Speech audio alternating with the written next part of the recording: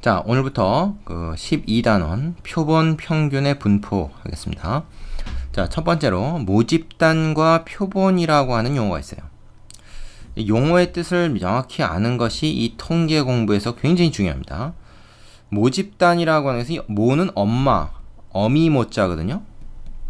그리고 표본이라는 것은 그 중에 일부를 얘기해요. 그래서 자, 이런 예를 하나 들어보죠. 그 전국에 고등학교 1학년 학생, 전국에 고1 한 50만 명 좀 넘게 있을 겁니다.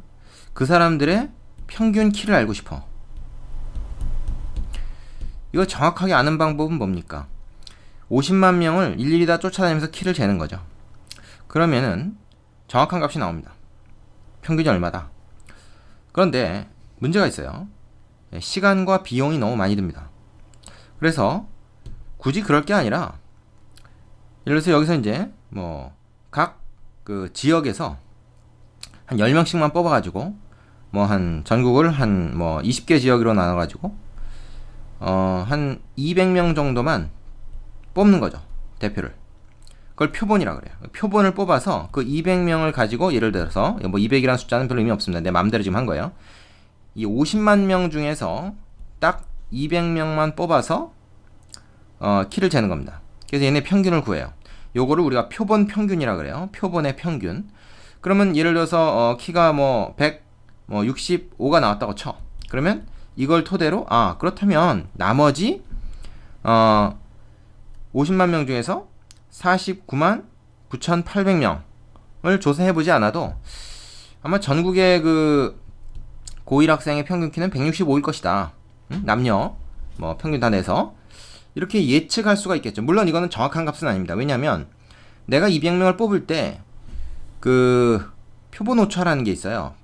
오차가 생기죠. 왜냐하면 50만 명 중에서 어떻게 뽑다 보니까 조그만 애들만 뽑을 수도 있는 거고, 어떻게 보면 이제 뭐 농구부만 이렇게 뽑아가지고 뭐 키가 굉장히 클 수도 있는 거고, 그래서 얘네 200명 가지고 평균을 내면 그게 전체 모집단의 특성을 정확히 반영한다고 할 수가 없죠. 그래서 오차가 분명히 생기게 됩니다. 그러나 그렇다 할지라도 여기서 뭐 플러스 마이너스 알파 어느 정도의 그 범위를 생각한다면 165를 기준으로 양쪽으로 팔 벌려서 뭐 한 플러스 마이너스 5cm, 그러면 160에서 170 사이에 들어가지 않겠느냐. 뭐 그걸 넘어설 수도 있지만 그런 가능성은 별로 없을 것 같아. 근데 이 표본을 딱 뭐 2명 뽑아가지고 2명 키 재보니까 180이야 평균이, 2명의 평균이. 그러니까 전국의 고1은 평균이 180일 거야, 이렇게 예측하는 건 좀 무리가 있죠. 그죠? 왜 그렇습니까? 표본이 너무 작은 거예요. 전체 모집단의 특성을 대표할 만한 그런 표본이 되질 못하는 겁니다. 그러니까 표본이 어느 정도 있어야 되고, 또 표본을 뽑을 때도 내가 작은 애들만 골라서 뽑는다든지 키 큰 애들만 골라서 뽑는다든지 이런 그 어떤 그 나의 의지가 포함되면 안 되고 그냥 무작위로, 그걸 이제 랜덤 샘플링이라고 그래요. 무작위로 그냥 아무거나 뽑아야 되는 거야. 아무 생각 없이. 어떤 그 의도 없이. 그렇게 뽑았을 때 그 표본을 가지고 전체 집단의 특성을 예측하는 것. 그것이 이제 요 12단원의 표본 평균의 분포를 가지고 우리가 하려는 작업입니다. 왜 그렇게 하겠어요? 다 조사하면 정확한데. 아까도 얘기했지만 시간과 비용이 너무 많이 들기 때문에 표본을 추출해서 조사를 하면 약간의 오차가 좀 생길 수가 있어요. 하지만 시간과 비용이 엄청 절약이 되죠. 그래서 우리가 표본을 이용하는 겁니다. 우리가 보면 이제 뭐 각종 여론조사 결과가 뉴스에 발표가 되잖아요. 그것도 다 표본 조사예요. 이 표본을 다 조사하지 않고 이 전체 모집단을 다 조사하는 걸 우리가 전수조사라고 합니다. 전수조사. 이 전수조사는 정확하긴 하지만 시간과 비용이 많이 들기 때문에 보통은 표본 조사를 하죠. 그죠? 근데 표본 조사는 비용과 시간은 적게 들지만 필연적으로 어떤 오차가 생길 가능성이 있습니다. 그럼 그걸 어떻게 이제 수학적으로 잘 관리하느냐의 문제겠죠. 오차 범위를 줄이고, 그죠? 어떻게 하면은 정확하게, 그나마 정확한 값에 가져갈 수 있겠는가 하는 것을 우리가 수리적으로 다루는 것, 그것이 바로 요 단원에서 하려고 하는 행동인 거죠. 우리 학습 목표가 바로 그것입니다. 그래서 이렇게 그 표본을 뽑는 걸 우리가 샘플링이라고 해요. 여기 이제 용어가 몇 가지 정의가 되어 있는데, 모집단, 그 다음에 표본, 뭐 이런 거는 지금 얘기했고요. 표본의 크기, 그럼 몇 명을 과연 뽑았냐. 여기서 지금 내가 든 예에서는 표본의 크기가 200이 되는 것이죠. 이 표본의 크기는 클수록 우리가 좀 정확하겠죠. 아무래도 뭐 표본을 갖다 한 25만 명이나 한 30명을 딱 잡아버리면은 그거 뭐 상당히 정확하다고 볼 수 있겠지. 나머지 애들도 뭐 걔네들이랑 비슷할 거다 이렇게 생각할 수 있잖아요. 자연스럽게 그런 것입니다. 자, 여기까지 뭐 별로 어렵지 않죠? 예. 다음으로 가겠습니다. 자, 두 번째로 나오는 것은 이제 표본을 그럼 어떻게 우리가 뽑을 것이냐, 표본의 추출을 하는데 원칙이 있어요. 크기가 m인 표본에서 크기가 n인 표본을 추출할 때 일단 그 무작위로 해야 된다. 이건 랜덤 샘플링이라고 하는데 임의 추출이라고 합니다. 우리말로 임의 추출. 의지가 반영되지 않은, 그러니까 전체 집단을 골고루 대표할 수 있는 걸 이렇게 골고루 무작위로 뽑아야 된다는 거죠. 우리가 어떻게 골라서 뽑으면 안 됩니다. 근데 이제 여기서는 그 방법의 수가 몇 가지가 있느냐, 순열 조합을 가지고 얘기하는 거죠. 자, 복원 추출을 할 때 뽑았던 거 다시 집어넣는 거죠. 그러면 뽑았던 애가 또 뽑힐 수도 있어요, 사실은. 그죠? 그랬을 때 그 순서를 만약에 따지게 되면 그 총 경우의 수는 당연히 함수의 개수가 될 테니까, 그죠? m 파이 n입니다. 즉 중복 순열이 되는 것이죠. 그다음에 비복원 추출할 때는 순서대로 이제 하나씩 추출하면은 뽑아서 줄 세우는 경우가 되니까 그 순서를 고려한다면 mpn, 즉 일반 순열이 되는 것이고요. 동시에 n개를 추출한다. 그랬을 때 m개 중에서 n개를 추출하는 조합의 수가 되죠. 왜냐하면 동시에 뽑은 n개는 걔네들끼리 누가 먼저니 누가 나중이니 얘기할 게 없잖아요. 그죠? 그러니까 순서를 고려하지 않는 경우. 그러니까 그 전체 그 말하자면 추출하는 경우의 수를 순서를 고려하냐 아니냐, 복원 추출이냐 비복원 추출이냐에 따라 좀 다를 수 있습니다. 근데 여기서 한 가지, 만약에 아까 내가 들었던 예처럼 그 50만 명의 고1 학생 중에서 200명을 뽑을 때 그 한번 뽑은 애는 다시는 뽑지 말아냐, 아까 뽑혔던 애까지 안 뽑는다, 걔는 그래야 되냐, 그러지 말아야 되냐. 근데 그거는 숫자가 워낙 많으면 말이죠, 모집단의 크기가 워낙 크면 뭐 복원 추출하나 비복원 추출하나, 그러니까 뽑아서 그걸 다 집어넣나 뭐 섞지 않으나 뭐 제외시켜 놓으나 별 차이가 없습니다. 그죠? 50만 명 중에 200명을 더 넣느냐 안 넣느냐 그 차이가 별로 없잖아요. 그래서 사실은 복원이냐 비복원이냐가 그 크기가 크면 말이죠, 그 모집단의 크기가 크면 별 차이가 없는 경우도 많습니다. 근데 어쨌든 우리가 여기서 수학적인 문제를 다룰 때 그 엄정하게 하자면 분명히 차이가 이렇게 난다고 하는 거, 그거 좀 알아두시면 되고요. 뭐 시험 문제 풀 때는 이제 이거 좀 정확하게 해야 되겠죠. 근데 뭐 이게 자주 나오는 건 아니니까 그냥 이해하고만 그냥 넘어가면 큰 부담은 없을 겁니다. 자, 되시겠죠? 다음으로 갑시다. 자, 세 번째로 나오는 것은 이제 표본 평균과 표본 표준 편차라고 하는 건데요. 용어를 잘 이해하는 게 중요하다고 했죠. 여러분한테 물어보면 항상 뭐 그거요, 이거요, 뭐 이렇게 이제 뭐 뭘 얘기하는지 뭐 두리뭉실하게 맞은 거지 틀린 거지 알 수 없게 불분명하게 여러분 얘기하는 걸 좋아하는데 그만큼 자신이 없어서 그렇습니다. 의미를 정확하게 이해하지 못하고 있어서 그런 것이기도 하지만 의미를 정확히 하세요. 그래야 됩니다, 수학은.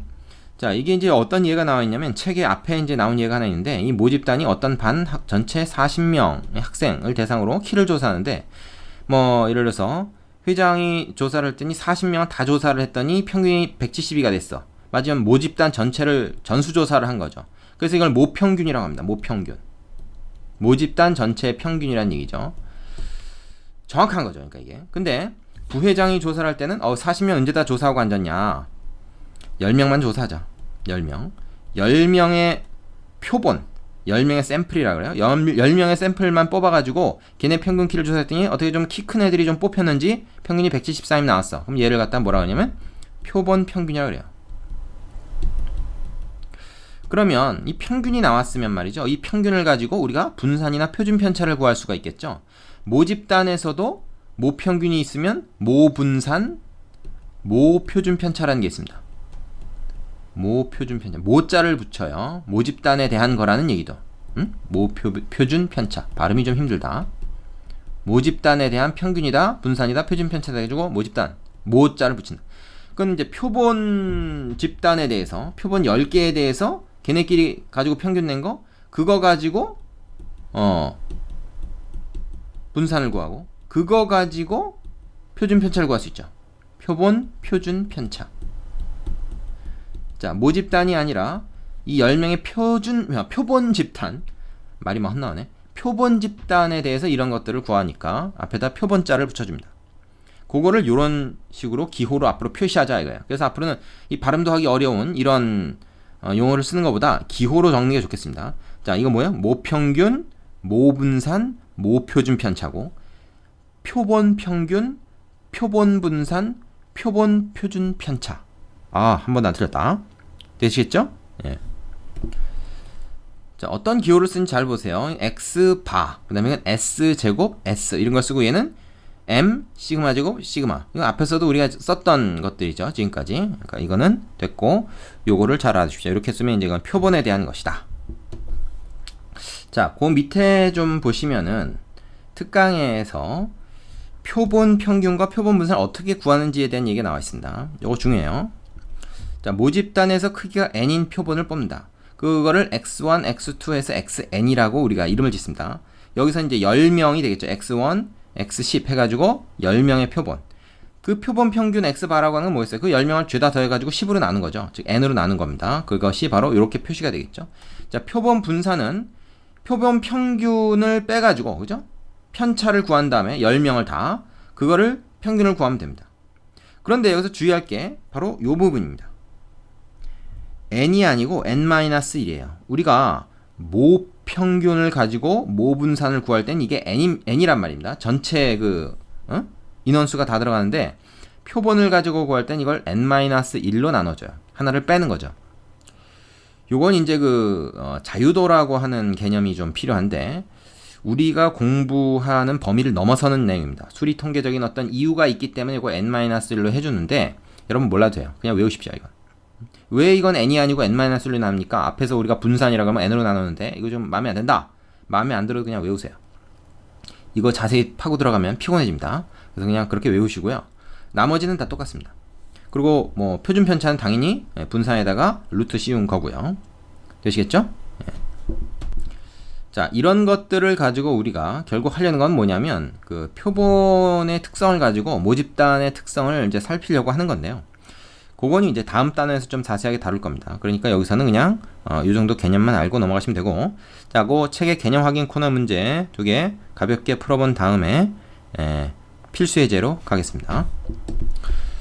자, 필수 예제 1번. 숫자 1, 2, 3, 4, 5가 각각 적힌 5개의 공이 들어있는 주머니가 있다. 다음에 경우의 수를 구해라. 복원 추출로 한 개씩 2번 꺼내는 경우. 자, 이거는 뭐 이 단원의 내용이 아니라 이게 앞에서 한번 한 거죠. 1, 2, 3, 4, 5. 이게 공이 5개가 있다. 했을 때 한 개씩 2번 꺼낸다. 그럼 처음에 꺼낼 때 경우의 수가 5가지. 그걸 다시 또 집어넣는단 말이에요. 복원 추출이니까. 두 번째 꺼낼 때도 뭐 또 5가지죠. 처음 게 또 나올 수도 있고. 그래서 총 25가지가 있겠고요. 자, 두 번째. 비복원 추출로 한 개씩 2번 꺼낸다. 처음에 꺼낼 땐 여전히 5가지 경우 수가 있지만 두 번째 거는 뭐야? 이제 4개 남았죠? 그래서 20가지로 되고요. 굉장히 쉽네. 동시에 2개를 꺼내는 경우. 5개 중에서 2개 어떤 걸 뽑는 거냐 하는 건데, 이 경우에는 이제 조합이죠. 5개 중에서 2개. 그래서 이거는 뭐야? 10가지가 되죠. 자, 여기서는 순열입니다. 그러니까 여기서 2, 5를 뽑는 거나 5, 2를 뽑는 거나 여기서는 다르게 느껴지는 거예요. 첫 번째, 두 번째 이렇게 한 번씩 2번 꺼내기 때문에. 그러면 얘는 순서가 상관이 없는 거죠. 자, 요거 뭐 다 이해하실 거고, 그 밑에 유제만 풀어보고 다음 문제로 가겠습니다. 자, 예제 2번. 모평균과 모분산. 표본 평균과 표본 분산에 대한 건 이제 다음 단원에 나오니까, 여기서 이제 모평균, 모분산에 대한 문제 하나만 우리가 연습해보고 가겠습니다. 각면에 숫자 1, 2, 2, 3, 3, 3이 적힌 정육면체 모양의 주사위가 있다. 1에서부터 6까지가 아니라 1 하나, 2, 2개, 3, 3개가 적혀있네요. 이 주사위를 던져서 나오는 그 윗면의 숫자, 눈밑에 나온 숫자를 확률변수 x라고 할 때 다음으로 답해라. x의 확률 분포. 이거는 우리가 앞에서 한 거죠. x는 1이 될 수도 있고 2가 될 수도 있고 3이 될 수도 있지만, 그 확률이라고 하는 것은 1이라는 건 하나밖에 없으니까 6분의 1. 얘는 6분의 2. 얘는 당연히 6분의 3이겠죠. 다 더하면 1이고. 그래서 확률 분포표를 쉽게 만들 수가 있습니다. 그럼 이게 1번이고요. 그 다음에 2번은 뭐야? 이 모집단의 모평균과 모분산을 각각 구해라. 이거 다 앞에서 한 거 아니야. 모평균 m 어떻게 돼요? 이거 그냥 이거의 기대값을 구하면 돼요. 이렇게 곱해서. 그럼 6분의 1 앞으로 끄집어내고 1 곱하기 1, 2 곱하기 2, 3 곱하기 3 이러면 되죠. 그럼 얼마냐? 6분의 1에 1, 4, 9니까 14. 6분의 14입니다. 라는 것은 3분의 7이죠. 이게 이제 평균이고요. 그 다음에 모분산 시그마 제곱, 앞에서 이제 우리가 V라고 얘기했던 거죠. 이건 어떻게 됩니까? 이거는 뭐 편차 제곱의 평균을 구해도 되지만 간편식으로 구한다 그러면 우리가 expectation of x 제곱을 먼저 구해서 이거 구하면 어떻게 되죠? 6분의 1에 1의 제곱 곱하기 1, 그죠?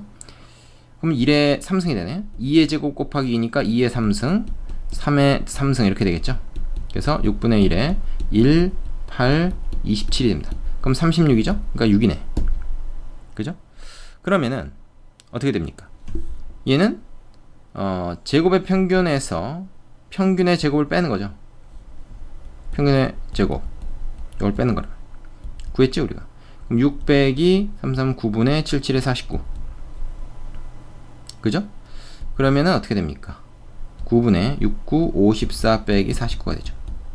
그럼 얼마야? 9분의 5네요. 그래서 이렇게 답을 구할 수가 있습니다. 뭐 이거는 사실 이 단원의 내용이라고 보다는 앞에서 한 내용이니까 그냥 한번 연습 삼아서 한 거다 이렇게 생각하시면 되고요. 그럼 밑에 유지 하나 해보시고. 자, 예제 3번. 어느 모집단의 확률 변수 x의 확률 분포를 표로 나타내면 다음과 같다. 자, 이건 무슨 얘기냐면 모집단에서 어떤 하나의 값을 뽑았을 때 그 샘플의 값이 1, 3, 5가 나오고 그게 나올 확률이 각각 이렇다라는 것을 지금 확률 분포표로 나타낸 거죠. 자, 이 모집단에서 크기가 2인 표본을 복원 추출해서 구한 표본 평균을 x바라고 할 때 x바가 3이 될 확률을 구하시오. 그랬습니다. 자, 크기가 2인 표본이라는 건 두 개를 뽑는다는 거죠. 자, 두 개를 뽑았는데 그게 평균이 3이 된다라고 하는 것은 두 개의 합이 6이 되면 되죠. 두 개를 뽑았을 때 그 합이 6이 되면은 평균이 3이 되잖아. 근데 6이 되는 거는 첫 번째, 두 번째 뽑은 게 1, 5든가 아니면 뭐 3, 3 이렇게 뽑든가 복원 추출이니까 뽑은 게 또 나올 수 있단 말이에요. 아니면 5, 1 이것도 되겠죠. 첫 번째, 두 번째 이거 다르게 생각해야 됩니다. 그죠? 자, 이렇게 나온 세 가지 경우가 평균이 3이 되는 확률이죠. 이렇게 되는 경우 자, 확률은 얼마가 됩니까? 이렇게 될 확률. 일단 첫 번째 3분의 1의 확률이 맞아야 되고 두 번째 시행에서 A라는 확률이 맞아야 되는 거죠. 그 다음에 요거는 6분의 1의 확률이 두 번 맞으면 되죠. 요거는 역시 이렇게 확률이 맞으면 됩니다. 우리가 A를 구해야 되겠다는 생각이 좀 드는데 그죠? 그 A 확률은 요걸 다 더했을 때 1이 된다는 사실로부터 구할 수 있겠죠. 3분의 1 더하기 6분의 1 하면 얼마입니까? 이거는 2분의 1이니까 A가 2분의 1이네. 그죠? 이걸 먼저 이제 구해 넣고 그럼 얘는 얼마죠? 3분의 1 곱하기 2분의 1이니까 얘는 6분의 1이고 얘는 36분의 1이고 얘도 6분의 1이고 이렇게 됩니다. 그죠? 자, 그러면 평균이 3이 되는 거, 표본 평균이 3이 되는 거는 얘 또는 얘란 말이에요. 그러니까 이거 다 더하면 되죠. 다 더하면 돼요. 그래서 이건 얼마입니까? 36분의 이거는 6 더하기 1 더하기 6 이렇게 되겠죠. 그러면 36분의 13 이렇게 나오겠다. 자, 별것 아니죠? 그 표본 평균 x바가 3이 되는 경우를 직접 다 찾아서 그 확률을 계산을 했습니다. 자, 밑에 있는 유제 다 풀어보시고 이제 다음 내용으로 넘어가겠습니다.